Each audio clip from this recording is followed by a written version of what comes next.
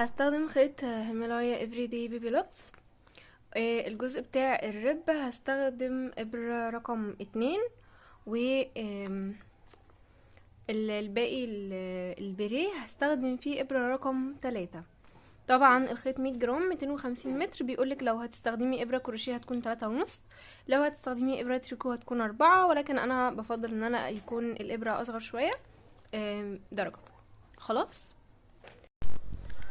طبعا انا محتاجة يكون معايا على الابرة بتاعتي 100 غرزة، فهبدأ الف الخيط بالشكل ده علشان يطلع معايا عدد الغرز المطلوبة بدون اهدار في كمية الخيط.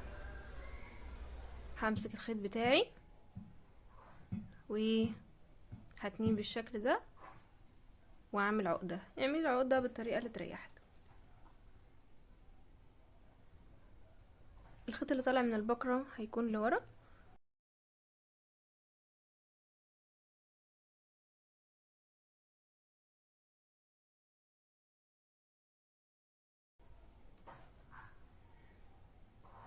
بالشكل ده.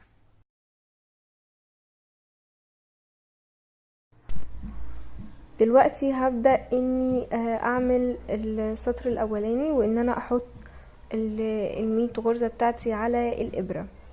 المرة اللي فاتت احنا كنا بنشوف الطول المطلوب من الخيط عشان ما يكونش فيه اهدار. دلوقتي انا ببني الغرز. تمام.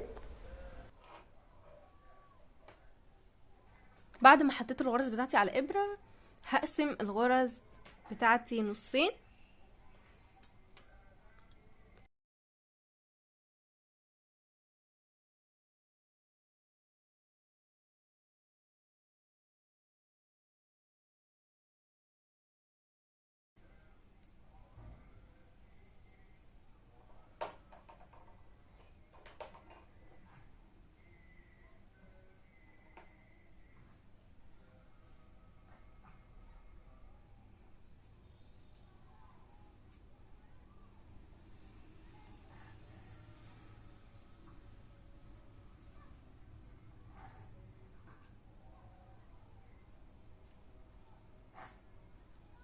خلاص.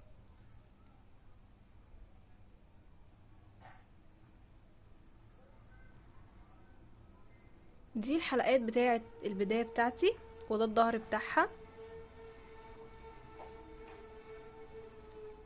وادي الناحية دي الحلقات بتاعه البداية برضو، وده الظهر بتاعها. يعني الظهر بيكون في وش بعض. خلاص. طيب،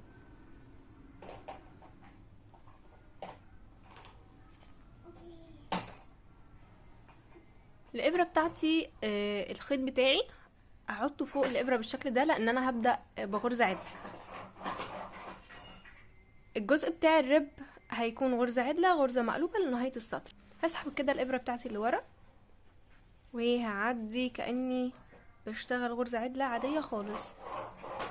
خلاص. بقرب الجزء ده من الغرزة اللي انا هشتغلها علشان ده سطر البداية، بوصله ببعض. بعد كده بحط الخيط قدام الابرة، بشتغل من بره لجوه غرزة مقلوبة.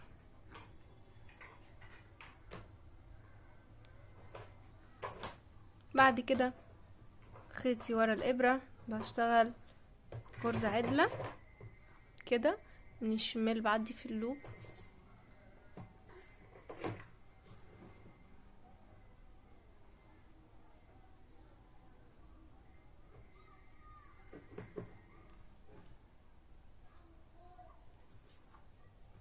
وهكذا. هوصل بيها لحد هنا وهوريكم ازاي هننقل للناحية التانية. اخر غرزة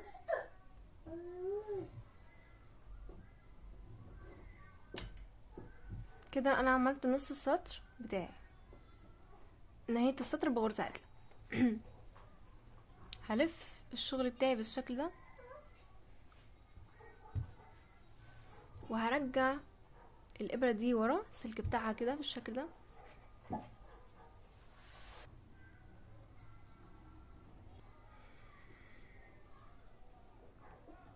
هرجع اسحب الابرة اللي ورا.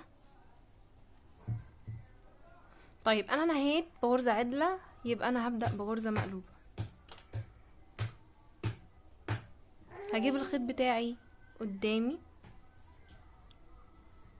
وهشتغل بشكل عادي خالص غرزة مقلوبة من بره لجوه. هشتغل الغرزة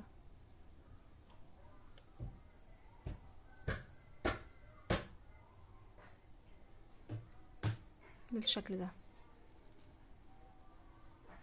خيطي ورا الابرة واشتغل غرزة عدلة لنهاية السطر.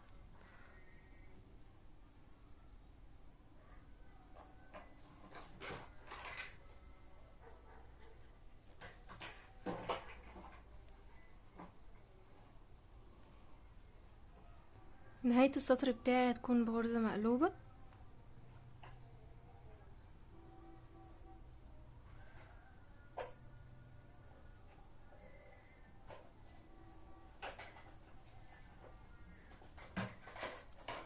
كالعادة هرجع السلك ده لورا وهطلع السلك ده الغرز بس عشان ضيقة شوية، بتضايقني شوية بس في البداية وانا بطلعها على الابرة، ولكن بعد كده في السطور الجاية هتطلع بكل سهولة. طيب الوسع ده منخافش منه، هيلم دلوقتي معانا واحنا بنشتغل واحنا بننضف برضو الخيط. دلوقتي هعمل ايه؟ كل غرزة هشتغل فوقيها غرزة زيها، يعني الغرزة اللي هتقابلني عدلة هشتغل فوقيها عدلة، واللي هتقابلني مقلوبة هشتغل فوقيها مقلوبة. هبدأ انا بغرزة عدلة، اللي يبقى الخيط بتاعي هيكون فوق الابرة بالشكل ده واسحبها.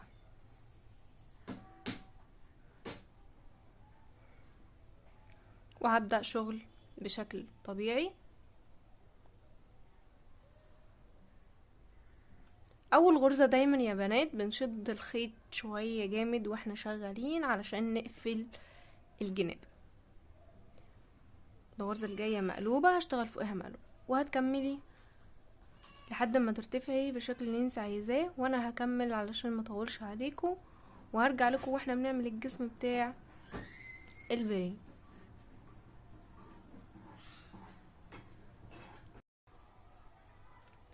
العرض بتاع القطعة اللي هتكون بتاعة الرب هتكون 4 سنتي.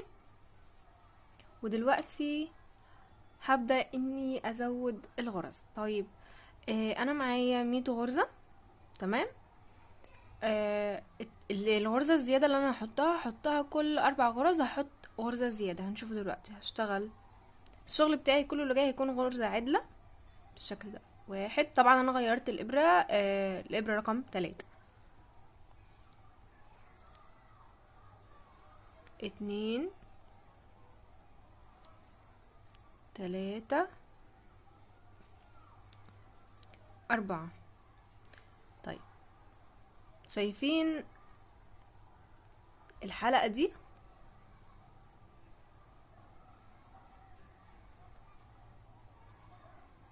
اهي، هي دي اللي هاخدها معايا على الابرة. هاجي من ورا اطلعها بالشكل ده كده على الابرة، وهشتغلها غرزة عدلة. ممكن تلاقيها ضيقة معاكي بس عشان ده اول سطر احنا مغيرين فيه الابرة طبعا. كده انا عملت غرزة زيادة. كمان مرة. 1 2 3 4. شايفين اول خط ده بالخيط؟ هاجي من ورا بالشكل ده، معرفش اسحبها من ورا، هجيب الابرة من قدام كده واروح معدية بالشكل ده. هرجع اللوب ده بصباعي عشان يديني فراغ عشان اقدر اشتغلها بسهولة. غرزة عدل. نتأكد ان احنا داخلين في الحلقة صح. طبعا التزايد بتاعي هيكون في اول سطر فقط، يعني السطر ده بس هشتغل 4 غرز بعدين تزايد، 4 غرز بعدين تزايد. طيب دي غرزة الزيادة اللي انا عملتها، باقي معايا اخر 4 غرز هشتغلهم، بعدين هعمل واحدة زيادة كده. هيبقى المجموع بتاع الغرز بتاعي 125 غرزة.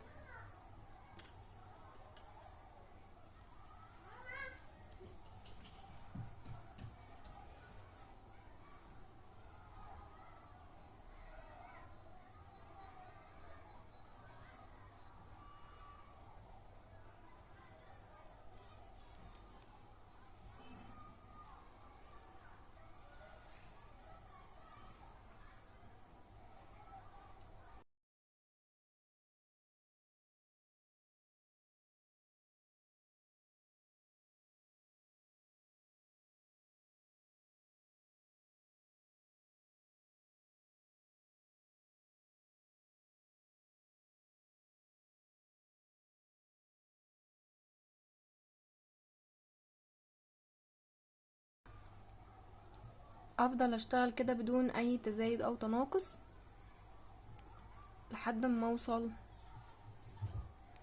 لل10 سنتي ارتفاع بتوعي. شغلي كله بالغرزة العدلة، ولو هرتفع اكتر برضو هقول لكم، هوصل كده للارتفاع المناسب ليا وهشوفه وهقول لكم هنبدأ التناقص ازاي.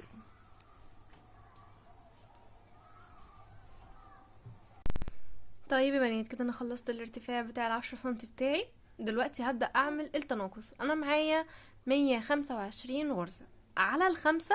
انا هخلي التناقص شكل النجمة الخطوط بتاعتها 5، يبقى هقسم العدد بتاعي على 5، هيبقى معايا 25 الناتج.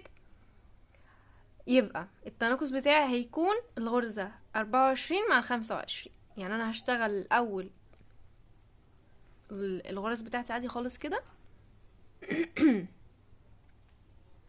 وعلشان ما انتهش هحط ماركر دلوقتي هشتغل 23 غرزة بشكل عادي خالص. اتأكد ان انا اول السطر من الخيط ده بتاعي.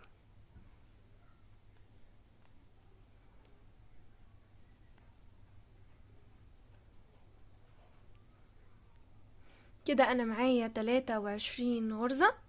الغرزة 24 والغرزة 25 هشتغلهم مع بعض، لان انا التناقص بتاعي هيكون الغرز اللي انا هاخدها تناقص هتبقى ماشية معايا كده ماشي ناحية اليمين. انتي ممكن تاخدي 25 و26، بس انا هاخد التناقص جهة اليمين.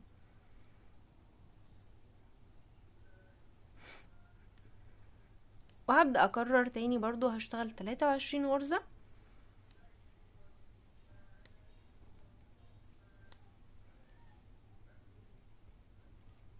كده معايا 23 غرزة. هشتغل الغرزة 24 و25 مع بعض. بصوا التناقص اهو، بدخل هنا في اللوب بتاع الغرزتين واشتغل غرزة عدلة بشكل عادي خالص، واكمل لنهاية السطر بتاعي 1 2 3 4 5 6 7 8 9 10 11 12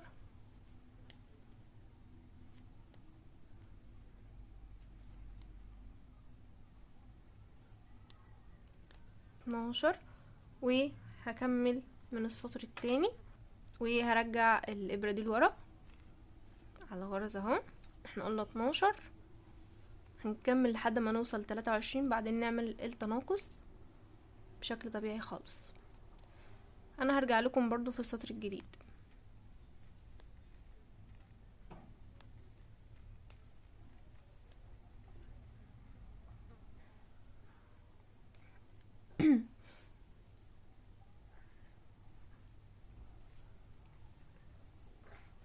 السطر التاني السطر التاني هيكون التناقص في الغرزة 23 وال24 مع بعض. تمام، هبدأ اشتغل كده لحد ما اوصل للغرزتين. وهقول لكم هتميزوا ازاي لما تيجوا تقلبوا كده الشغل بتاعكم. شايفين الغرزة البارزة دي؟ تعالوا نبص عليها من قدام شكلها عامل ازاي. شايفين هنا في غرزة ساقطة تحت، هو ده التناقص. واللي هيركز هيبقى عارف هو هيشتغل ازاي بدون ما يعد الغرز، وده اللي هيحصل مع السطور واحنا شغالين. كده هشتغل عادي خالص.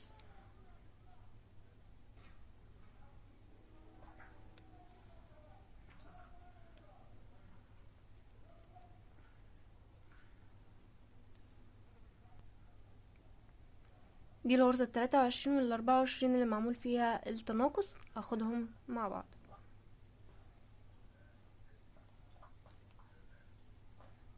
وهكذا كل سطر باخد مع الغرزة اللي فيها التناقص غرزة قبلها. دلوقتي انا معايا على الابرة 6 غرز. انا خلصت التناقص بتاعي كله زي ما انتم شايفين كده. طيب هعمل ايه دلوقتي؟ هخلي الغرز كلهم على ابرة واحدة. بصوا الخيط اهو،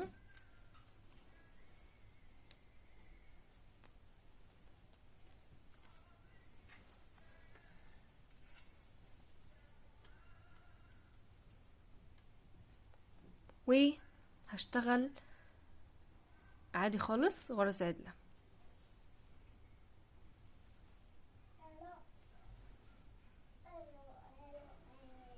اول غرزة بس هنشد علشان خاطر نلم الشكل اللي هيكون بارز لفوق ده معانا.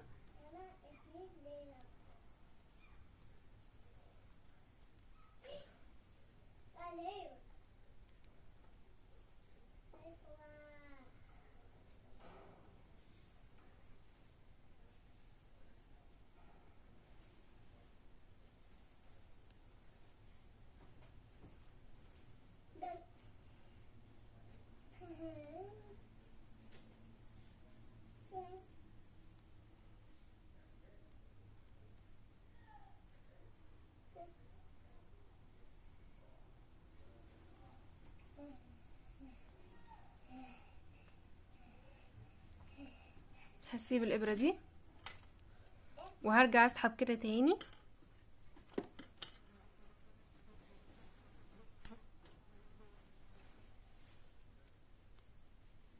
واكرر.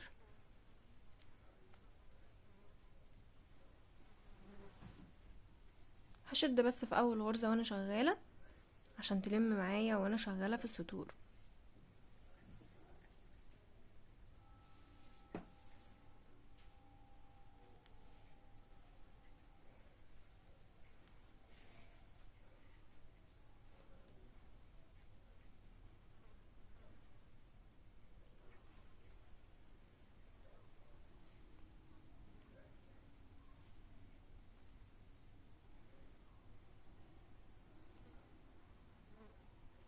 هشتغل فيها شوية واقول لكم انا اشتغلت فيها كام سطر.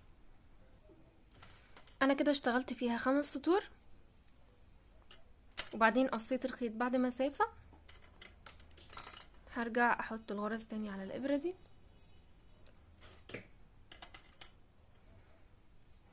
وهجيب ابرة كروشيه وهعدي كده كأني بشتغل غرزة عدلة، وهبدأ اخد غرزة غرزة واعديها. بصوا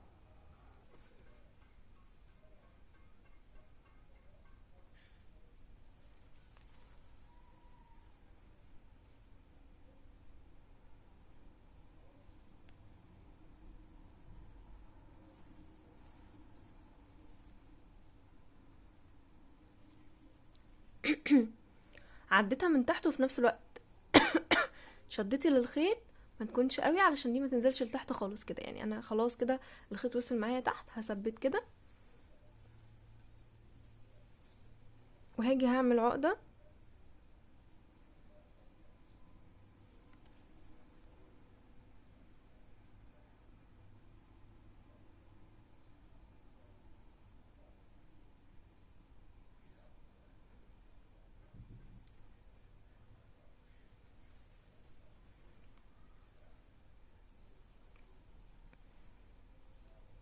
وبعد كده زي ما احنا متعودين هنداري زيادات الخيط دي كده جوه الغرز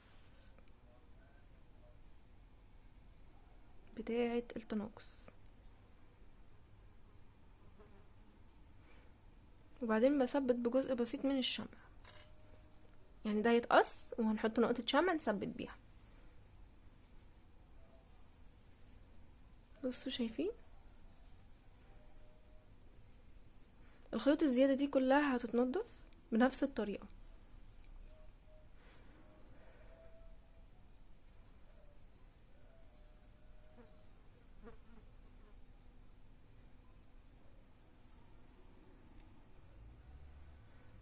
هاجي هنا كده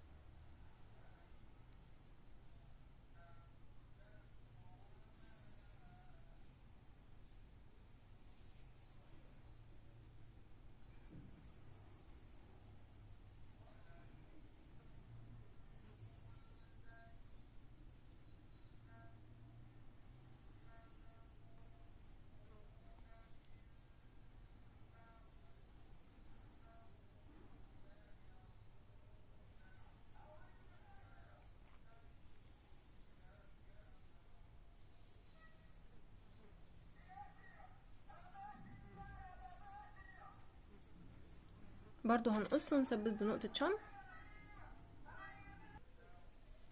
ده كده الشكل النهائي للبريل. المفروض ان انا هعمل لها بلوكينج. المفروض ان انتي بتغسليها في ميه عادي خالص، ميه عاديه من الحنفيه، وهنسيبها على الوضع ده تنشف. يعني احنا هننشفها الاول كويس ما بين فوطين. بعد ما بنعصرها العصر بيكون عن طريق الضغط ماشي، وبعد كده بنحطها في ما بين يعني فوطه هنحطها في النص وهنضغط بحيث ان احنا ننشفها خالص، نتشرب كل الماء اللي فيها، وهنسيبها على مكان تاني على فوطه تانية تكون ناشفه خالص تنشف براحتها خالص. ده هيخليها تاخد الكسره اللي هتكون هنا. تمام. طيب حاجة تانية، لو انا مفيش وقت معايا مثلا الاوردر مستعجل او حاجة، او انا مستعجلة عايزاها في مناسبة، هنجيب طرحة قطن وهنجيب مكوى على درجة حرارة ما تكونش عالية قوي، و ونبدأ ان احنا نكوي الاطراف بالراحة لحد ما تاخد شكل الكسرة. تمام. طبعا الفيونكة حته مستطيله بتحشيها فايبر وبتجيبي حته كده شريطه وتحطيها في النص وتخيطيها وخلاص. يعني هي مش مستاهله. طبعا انا حاساها كبيره على مش عارفه بصراحه، مش عارفه. يعني احنا هنيجي كده مع بعض.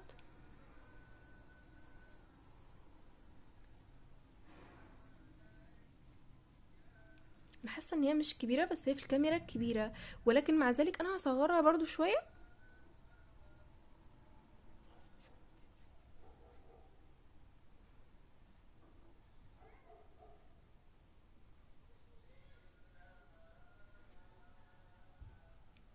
هصغرها شويه وبعدين هخيطها بالشكل ده ويا رب تكون عجبتكم والطريقة سهلة وواضحة.